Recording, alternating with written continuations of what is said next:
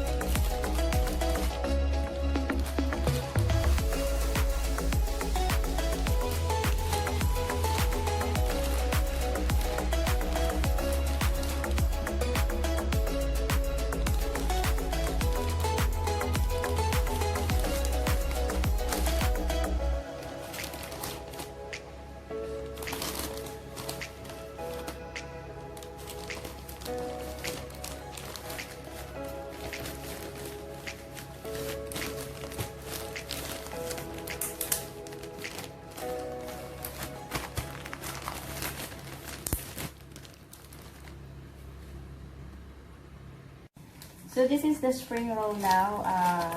Came from the fridge. So I don't need to be defrosted, but I'm going to cook it directly to the hot oil. This is my hot oil, so I'm gonna drop it in here.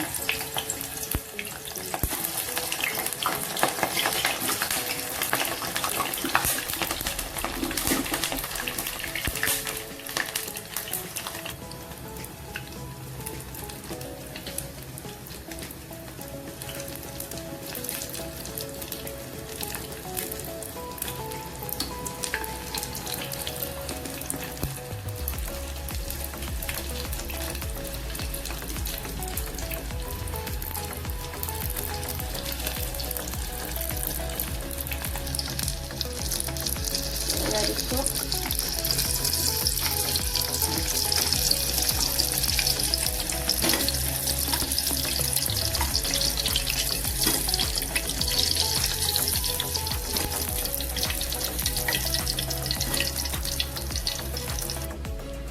So this is it now. So we're going to try it now. So very crispy.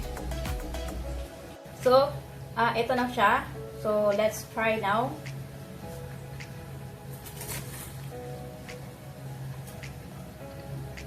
So very yummy. Look at the inside.